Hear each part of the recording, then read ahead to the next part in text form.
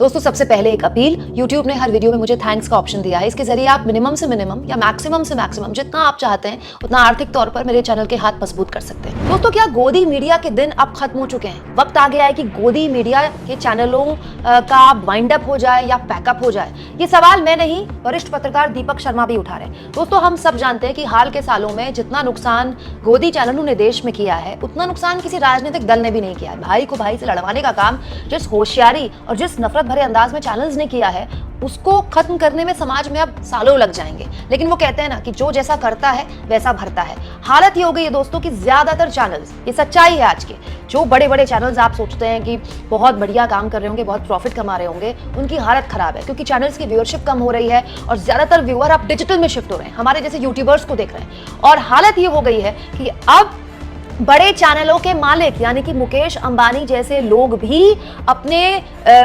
जो satellite channels हैं, TV के चैनल्स हैं, उसके जगह बड़े स्तर पर पैसा कहां लगा रहे हैं? डिजिटल पे।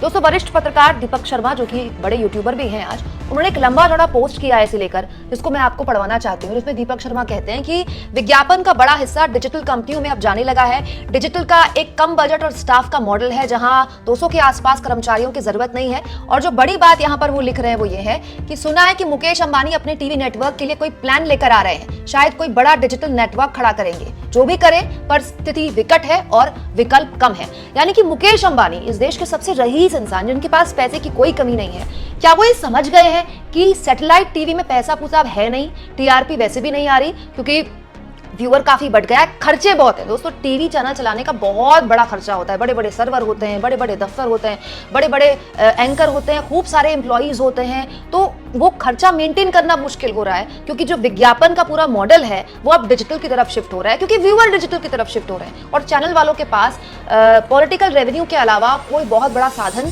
अब बचा नहीं है आमदनी का। तो ये एक बहुत बड़ा संकट चैनल वालों के आगे खड़ा हो गया है जब मुकेश अंबानी जैसा बिजनेसमैन जो कि देखता ही भविष्य में है और उन्हीं चीजों में पैसा लगाता है जो वो जानते हैं कि भविष्य में पैसा कमा के दे सकते हैं, जब वो डिजिटल में आप पैसा लगा रहे हैं तो आप खुद सोचिए कि बाकी चैनल्स का क्या हाल होगा।